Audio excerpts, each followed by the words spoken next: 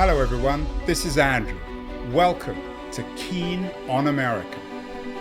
On July 4th, 2026, America will be 250 years old. An anniversary that will, no doubt, be greeted with a mixture of celebration, contemplation, and resignation. In Keen on America, Andrew talks not just about the American past and present, but also speculates on its future. What, Andrew asks, will be the 21st century fate of this now venerable American republic?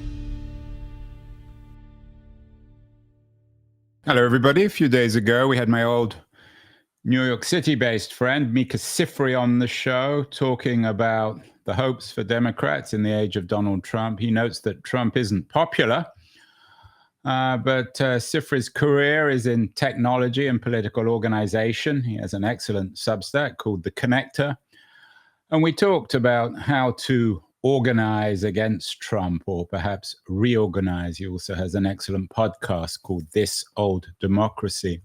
My guest today is interested in similar subjects, how to resist, perhaps, or how to do something. He's the co-author of a book called Somebody Should Do Something, How Anyone Can Help Create Social Change. Michael Brownstein teaches at John Jay College, and he's joining us from his closet in Brooklyn. Michael, congratulations on the new book. I'm guessing metaphorically, most people in Brooklyn are sheltering in their closets these days. Is that fair? No, not fair at all. Thanks for having me. We're out and about. I was just walking home from the grocery store with my daughter, and I saw about 15 different people knocking on doors for Zoran Mandani. So it's a busy day. It's a busy day, a busy time for political activists. What's your thesis, Michael, in Somebody Should Do Something, how anyone can create social change? I know you suggest that there's a science to this. I'm always a bit wary when people use science to justify what they're arguing. What is the science of bringing about change? Yeah, thanks for asking. I'm not sure I would even say there's a science of social change, but there's definitely a lot of relevant work in the social sciences about what motivates people to make change and how they can do it more or less effectively. And so we bring a lot of that to bear, from psychology to political science to economics in the book. But we also do a lot of storytelling from the history of people trying to make change through social movements and collective action of all different kinds. And so the thesis of the book is that a lot of us face a dilemma when we see complex systemic problems in the world, whether it's climate change or racism or income inequality. We look around and we see that those problems are massively complicated. And it raises a question about what I as an individual can do about it. Sometimes people call this the do-gooder's dilemma, that what I am in control of as an individual can feel insignificant, whereas the real problems feel out of my control and untouchable. And so the thesis of the book is that there are ways to think of our individual choices as more directly in connection with systemic change. And so we offer a bunch of tools for thinking drawn from the relevant sciences, drawn from the history of social change, for how to see ourselves in closer contact with making a dent in those big systemic structural problems.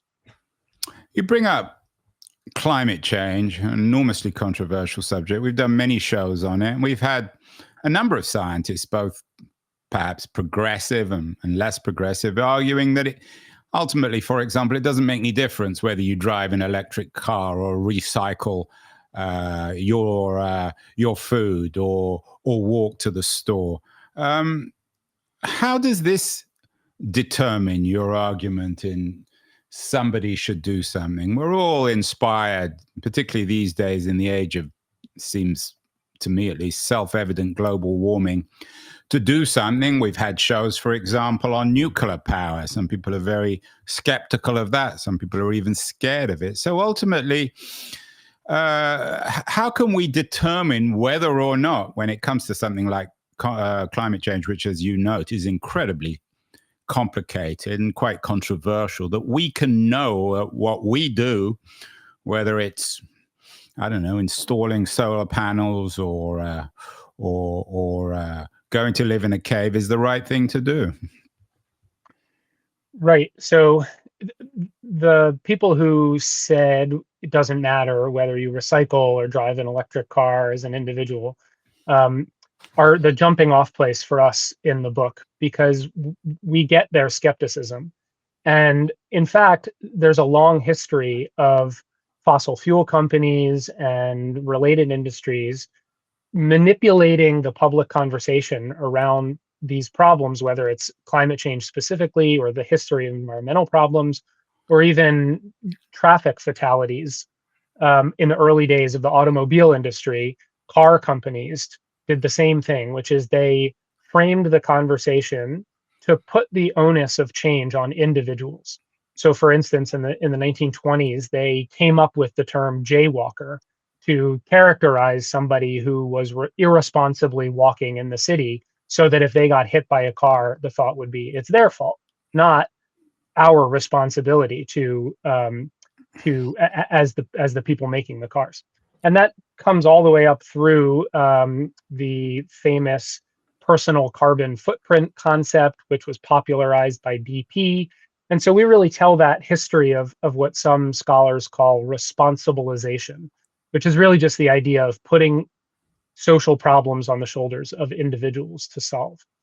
So I don't want to disagree with the people who were concerned with the idea, but of course, oftentimes people are much better at telling you what not to do than telling you what to do. And so it's clear that me throwing the plastic bottles in the recycling isn't going to make a dent in the massively global, complex problem of climate change. But there are different ways to think about what I do as an individual. So, for instance, if I drive an electric car or I put solar panels on my roof, one way to think about that is literally how many carbon dioxide molecules am I not putting up in the atmosphere because of my own little individual contribution. And if you think about it that way, it can be pretty disillusioning. But another way to think about it is, what effect can I have on other people by making those changes in my life? And what effect can I have even on my future self, who might then go on to do other things, even more impactful things? And so this is where the social science comes in, because there's lots of really fascinating literature showing that when people take what seem like small actions, they have the potential to create the situation that affects other people's choices. So one of the very best ways to predict who's going to put solar panels on their roof is if their neighbors have done that. And so it's a different way of thinking about individual action. It's not just like, how big of a drop in the bucket can I be? It's, what sort of a role can I play in a social network, in a community, in a neighborhood, to help be part of a collective action? And so there's lots of different examples, but in climate, that's one of them. Is your argument specifically for progressives? I know most of the writing you've done, we'll come to an interesting op-ed you had in the New York Times recently, is directed at progressives. But what about a conservative, for example, or somebody in the MAGA movement who picked up your book? Somebody should do something. If they're concerned, for example, about the number of, at least in their words, illegal immigrants in America, is your book specifically for progressives, for any citizen who cares about issues, and how to determine how we analyze whether or not we should do something? Are you suggesting that perhaps acting against illegal immigrants is the wrong thing to do, whereas getting solar panels on your house is the right thing? So I won't hide from the fact that I hope progressives and liberals more broadly pick up the book and read it and find it useful in their endeavors to make the world a more just place. Those are my politics. But there's nothing inherent to the ideas we put forward that could only contribute to progressive or liberal political ends. And in fact, we tell stories in the book from conservative movements in the past, where I think progressives and liberals ought to learn lessons from them. So one is the history of the National Rifle Association, and how they managed to create a social identity around gun ownership and then leverage that social identity for legislative success. And it's really an astounding victory given how unpopular their ends are. So large majorities of Americans want all kinds of different regulations on gun ownership. But for decades, the NRA managed to stymie that because they were such good organizers. So we ought to learn those lessons. I mean progressives. But I don't think the story we tell is inherently liberal or progressive. Whatever change one needs to make or wants to make is going to involve motivating and inspiring people to work for it and to work for it effectively. And the lessons we draw out are really sort of aimed in that direction. It's an old subject, of course, Michael. You don't need me to tell you this. In his famous June 1966 Day of Affirmation address in South Africa, which is known now as his Ripple of Hope speech, RFK talked about, and I'm quoting him here, he said, "It is from numberless diverse acts of courage and belief that human history is shaped each time a man stands up for an ideal or acts to improve the lot of others or strikes out against injustice." I'm sure you're familiar with that speech and the principles behind it.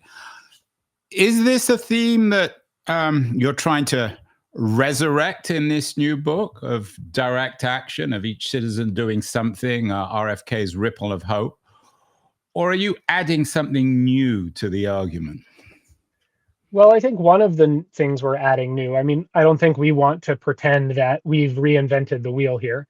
There are lots of ideas that we're drawing on from history and that have come back and forth into public consciousness. And I'm happy to be in the same lineage as Kennedy and others.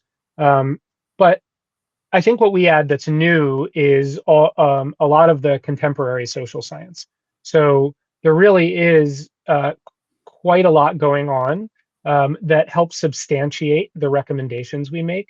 And one that I haven't mentioned is just a real coalescence around the idea that human beings are far more social and disposed to social influence than we ever realized. So we have a chapter in the book about human nature and about what we think is a rough consensus forming around a sort of different picture of human nature, of human beings really being what we call inside out creatures in ways that I think is new and is fascinating. And so we use that kind of on its head, which is to say, if it's true that we are far more susceptible to social influence than people have realized, that also means that we are potential purveyors of social influence. We are each of us is capable of creating the situation that other people are making their decisions in, and that can be a place to stand from, if not for hope, at least for empowerment. The book, Somebody Should Do Something, was, of course, written. It came out last month. It was written before the Charlie Kirk assassination. Although I'm guessing it was written, or at least when you were thinking about it, you were aware of the Luigi Mangione assassination last year. Are you concerned at all, as a professor of philosophy, Michael, that younger generation are beginning to think that they have some sort of right to violence? I'm not suggesting that the Kirk assassin or Luigi Mangione are typical of their generation, but there was a very interesting, I think it was a Pew report released recently, which suggests that the younger demographic is much more skeptical of the value of democracy and much more open to the idea of violence. Now, Mangione and Kirk's assassin, of course, were progressives. I'm guessing that you could probably find the same amongst conservatives, amongst whom Kirk was very successful with young conservatives. But is part of the book, at least its subtext, suggesting that we shouldn't even contemplate violence when it comes to bringing about change or resisting something like the Trump regime, which many consider profoundly immoral? So we don't do a lot of talking about violence in the book. Most of the forms of social change we're focused on, or I say all the forms of social change that we're focused on in the book, are nonviolent civil action. I think the way that I think about the increase in political violence going on right now, and some of the data that you're speaking to about young people's attitudes toward democracy and political change more broadly, is that there's none of, like, in the same way that you pointed toward ideas about social influence and hope being around for a long time. I think ideas about democracy and about political violence, they've been in the currency of American history forever, and they come and go in terms of their popularity. They're activated by salience in the news, and a lot of that has to do with what the social norms of a particular time are making seem acceptable. So we do write a lot about social norms in the book. And one of the things that I think is scary right now is the way in which violence seems to be increasingly thought of as an acceptable form of behavior. I do think that the cases we're seeing are of, typically, you called them progressives. I guess they seem like oddballs more to me. They don't really fit into our political categories. But the bigger picture is that the social norms we want to encourage are social norms supportive of democracy, supportive of working through differences in peaceful and in deliberative ways. And there are real interesting lessons to learn about how to promote social norms. And I think that brings the conversation back to what we can do in our communities, in our neighborhoods, in our workplaces, in our families, to help promulgate the norms that allow us to get along peacefully. So some people might be listening or watching, Michael, and thinking, well, the American democracy is all about civil engagement, citizen engagement. People can join their local communities. Tocqueville, of course, famously wrote about it. Join the local political communities. They can, their parties, their school boards, their city councils. Everybody has an opportunity to vote every 2 years. There'll be a midterms coming up next year, then another presidential election in 2028. The title of your book, Somebody Should Do Something, suggests perhaps that democracy isn't enough. That just the right to vote every 2 or 4 years isn't sufficient to bring about social change. So it suggests perhaps a degree of skepticism about the architecture, the current architecture of American democracy. Is that fair? I don't think it's quite the framing I would give to the project. I don't think democracy is just a matter of voting every 2 or 4 years. All the sorts of civil activities you listed in the beginning of your question there are important aspects of democratic life. And I think the problem, one of our most pervasive problems in this country, but probably not in this country alone, is bystanding, is people having beliefs or opinions about the kind of world they want to live in, but not doing anything about it. And one reason why people don't do things about it, don't get engaged in democratic civil life, is that they don't think they can make a difference.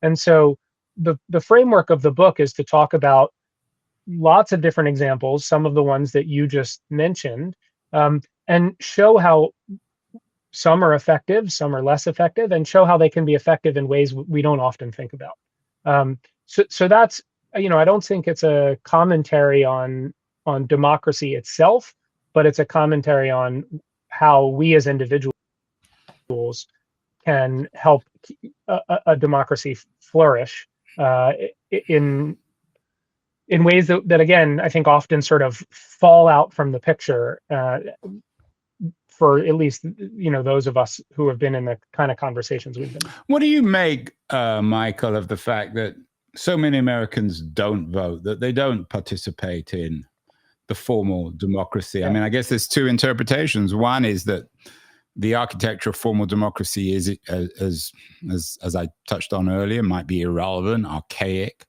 On the other, they're just preoccupied with other things, with Facebook or Instagram or sports or working 3 or 4 different jobs. In other words, somebody should do something suggests that we all want to do something, but there's a more pessimistic, a bleaker version of human nature, particularly American human nature, that suggests that most people simply don't care. Yeah, so I guess I would say 2 things. I mean, one is that we offer a description of a picture of human nature where what it is for humans to have a nature is to be cultural. That is our nature. And so I don't think at the end of the day, human beings are fundamentally selfish or lazy. They are the things that they learn from their communities, from their families, from the norms in their culture. And so one of the ways that we can frame a problem of like, why don't enough people vote is because they don't either see a reason to, the barriers to doing it are too high, but those are not insurmountable problems. Those are problems in both the systemic the setup that makes it hard to vote for some people, especially if there are laws preventing them from voting or putting barriers in their way, and those are things that we need to figure out how to change. Or they might not do it because, again, they think it doesn't make a difference. The academic problem of voting, the academic sort of way that scholars have studied voting, which goes by the name the paradox of voting, is that it's really, like, if you look at it in a cost-benefit analysis, an irrational thing to do. The chance that any one of us is going to turn the tide of an election or be the deciding vote is almost nil. So we have to figure out other reasons to vote. And most of the scholarly literature shows that when people do, they do it because it's an identity. They think of themselves as a voter. They think of themselves as a member, again, of a community, or as somebody who believes in democracy, or even just somebody who wants to be seen by their neighbors as doing their part. And so thinking of it that way, again, shows the cultural aspect of this. And then the question is, how do we seed the right norms? How do we shape the culture in a way that reduces bystanding and increases participation? Is there, I mean, you're a professor of philosophy, so I can ask you a philosophical question. Is there a philosophical ideal at the heart of this? Somebody should do something, that when we do something, we reify, shall we say, if that's the right word, what philosophers once called, or one philosopher called, our species being. You noted that we are, by definition, for better or worse, social creatures. So by trying to do something, we make ourselves human. And of course, the issue of being human, particularly in our AI age, is an existential question that many people are concerned with. In other words, to prove ourselves as human beings, or to make ourselves human, we have to behave as humans do. And that involves doing something about something you care about in a social sense rather than just an individual one. Yeah, I think so. I mean, I guess the way that I would put that idea, if I understand it, is that we create the identities that we define ourselves by through our actions and through our choices. And that leaves it open for determination for what kinds of people we want to be. And so again, I think oftentimes people get stuck thinking about, like, well, is it worthwhile to go knock on doors or go vote or bike to work or drive an electric car or whatever it is, because they're thinking of just the sort of material impact of that thing. How many minds am I going to change by knocking on doors, or how many gallons of gasoline am I going to save by riding my bike to work? But really, fundamentally, what we're doing when we're making those choices is we're defining the kind of creatures we want to be and the kind of communities that we want to live in. And so I think the philosophical project behind the book is to put that idea in service of making the world more just. Are there two competing philosophical ideas at the foundations of American Constitution? Maybe the Madisonian one, that we behave purely out of self-interest and form into factions to pursue our own interests, and then perhaps a more collective, maybe Jeffersonian one, borrowed in a way from Aristotle, noting that we are by definition political beings. So that you're suggesting that Jeffersonian, maybe that's the wrong word, but that collective promise or ideal at the heart of the American project is one that you want to resurrect and remind people that we're not purely Madisonian creatures of appetite. Yeah, I guess the way I would say it is that the picture we want to put forward is one in which individuals can see themselves in collective action, in the systems and the structures and the institutions that shape and organize their lives. There's a long history in philosophy, in the social sciences, of trying to theorize how individuals and systems interrelate, right? How individuals are shaped by the social world, and the social world is then in turn shaped by individuals. None of that is new. But what we're doing, which I think is new, is taking that idea of this interacting relationship between individuals and institutions and trying to show how, if you want to make the world a better place, if your aim is to be a social change entrepreneur, how can you put that interrelation, that idea that each of us is part of a system and the system shapes each of us as individuals, to work and make it something that isn't a roadblock to action, isn't the do-gooder's dilemma where you say, look, I know how to recycle, but I don't know how to take down the fossil fuel industry, and reframes it as a motivational, inspirational framework where we really see ourselves as part of those systems and structures that in turn shape our lives. So there's a kind of theatrical quality, I think, to what you're arguing. You had a very interesting op-ed in August, late August of this year, and it seems ages ago now, given how politics changes so quickly and we become preoccupied with different issues, why the Texas Democrats walkout worked, and they walked out over redistricting. But you suggested that losing loudly, and of course, from a progressive point of view, that's what happened amongst the Texas Democrats. I'm quoting you, the Texas Democrats lost, but losing loudly is the thing in itself. That's what you shouldn't necessarily celebrate, not winning and losing, but this theatrical quality of trying to change the world is what we need to embrace. Is that fair? That you're trying to suggest that we're all kind of on a stage here, and it's not really about winning. It's about playing the game. It's about participating and doing it in a noble kind of way. Yeah, I like the way you put it, that we're on a stage, and I think we often don't realize that we are. And I think that's true whether you're a state representative in Texas or whether you're just an ordinary person who's around your family or your friends or your coworkers.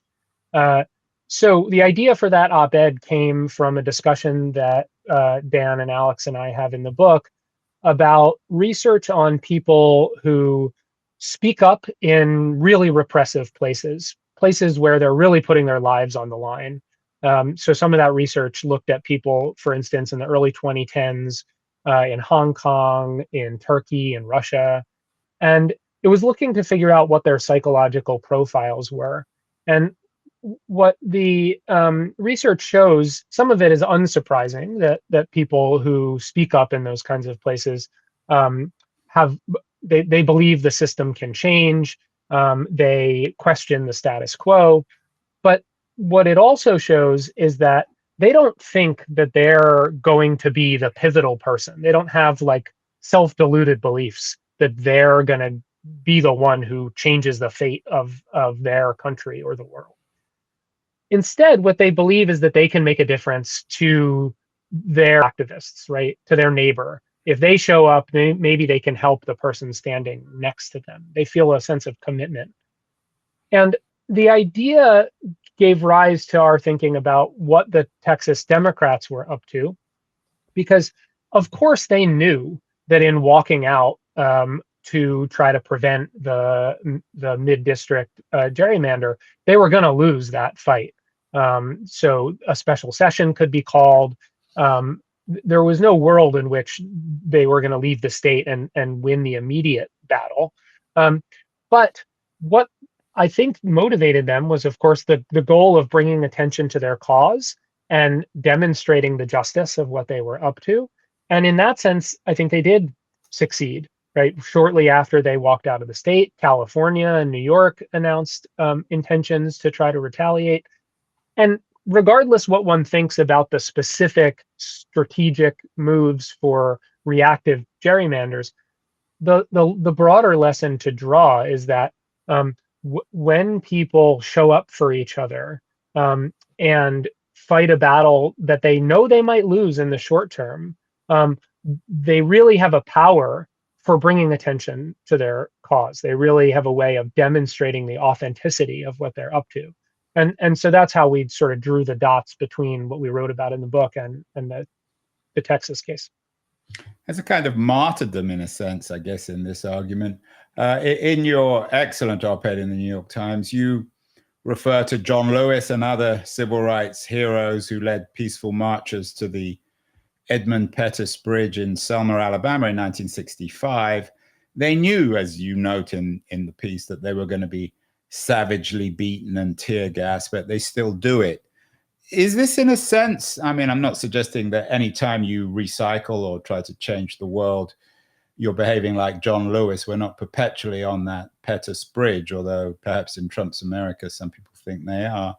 But is there a degree of martyrdom here? Is that a good thing? Or perhaps are you, given that we're theatricalizing political action, are you perhaps over theatricalizing it? I mean, every time we do something, we're not behaving in the heroic way that John Lewis and his other civil rights heroes behaved on that bridge in 1965.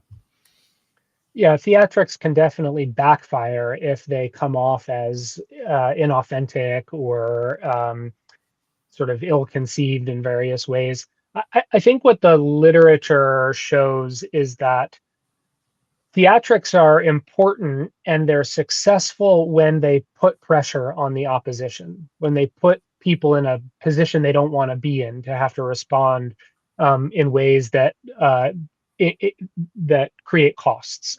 So I think Lewis and other organizers of the civil rights movement knew this and knew that by framing their nonviolent non-cooperation as the opposition to the police officers who were sicking dogs on them and shooting fire hoses and so on, they put pressure on segregationists to either have to back down or to look really terrible in the public eye. And so I think one of the questions moving forward, because you brought up sort of where we are in Trump's America right now, the question for organizers and activists who are trying to figure out what the most effective tactics right now are is whether or what kind of theatrics can put pressure, can force leaders in the MAGA movement to have to choose between bad options. And I think we're seeing some successful efforts there and some not so successful efforts, but I think that's in sort of one of the fulcrum points that the history of nonviolent civil resistance literature shows. Yeah, and I think the emphasis should here be on nonviolence. Of course, as we speak, who knows, Trump may have moved on to other obsessions by the time this comes out, but he's currently talking about the deployment of troops to Portland. I'm guessing that one way of responding would be a non-violent one, a Gandhian one, or an MLK style one. I mean, we're not talking about meeting violence with violence, are we? No, definitely not. I mean, I think that the evidence is clear that would be, leaving aside its moral problems, ineffective. And so, if I had to take a optimistic, give an optimistic take, which I do with a lot of caution, I think it would be something like the move to send federal troops or the National Guard or whatever to Portland is such an absurd overreach that if met with nonviolent civil resistance it could really backfire on Trump and really make them look absurd. Now, again, I don't want to be in the position of being the optimistic predictor, but I don't think that's an impossible outcome. Finally, Michael, there's a wonderful new film. I'm not sure if you've seen it. One Battle After Another features Leonardo DiCaprio, and it's built on Thomas Pynchon's 1990 novel Vineland, and it's a slightly satirical take on the idea or the promise of revolution from the 1970s. It could be from the 1960s as well. It's still a progressive film, and I think it does a very good job representing what's happening in America today, especially in terms of the rounding up of people who are not formally papered and the rise of one kind of racism or another. But there's, I won't call it cynicism. Their skepticism can be justified in terms of the history in America of those kind of movements, can't they? You mean revolutionary movements, like from the 60s and 70s? Yeah, the Weathermen and organizations like that. Sure. Yeah. I mean, have you seen the film, by the way? No, I haven't. I've heard about it, though. So I think you'll enjoy it. It's an excellent film. Yeah, that's what I've heard. I'm eager to see it. One of the themes that we write about in the book is what we call an anti-incrementalism bias. And I think that's where I might look to understand some of the more radical revolutionary moments, the Weathermen and so on. Many of the greatest moments in American history that have promoted fairness and equity and justice have been big asks that have ratcheted up slowly over time, and then equally as important, have been implemented slowly over time, where people stuck around to make sure it works. So, like, think about Social Security or something like that, where there were successive bills over many years that slowly made it more and more of a robust program, and one that people relied on and supported. Compare that to something like prohibition, right, which is as revolutionary as a change you can get in the United States short of civil war, right? They amended the Constitution, of all things, but they never won people's hearts and minds, and 11 years later another amendment ends it. So that's interesting. In the case of prohibition, of course, it was a majority of women who seemed to be backing it. The idea of prohibiting alcohol was seen as something that would save women from being beaten up by men and that sort of thing. And for good reason. Actually, there's evidence that violence against women declined in the years of prohibition. So it's a complicated story for sure. But the point I was just trying to make is that there's through some clever experiments you can show that when people set a goal and they define a threshold for success, right? You could think about it like dieting. I'm going to reach whatever number weight or whatever. Even if they get really close to that goal, but they don't cross the threshold, they're liable to think they failed. And they'll even be willing to say that they've failed just as much as someone who didn't get nearly as close to the goal. And that's a kind of bias against incremental progress. And to me, I think that's at play in some of the more like we've got to burn it all down factions in American history. And in some ways, what I'm talking about here and what Dan and Alex and I write in the book is meant as a alternative to that, a way of seeing how to do the work over time that can really lead up to big change, but takes slow, steady progress. Well, there you have it. No more excuses. We can all help bring about social change of one kind or another, something we care about. Somebody should do something. How anyone can create social change. It's by Michael Brownstein, my guest today, and Alex Madver and Daniel Kelly. Congratulations, Michael, on the book. And I think now we all need to go out and change the world. Thank you so much. Absolutely. Thanks so much for having me. It was a fun conversation.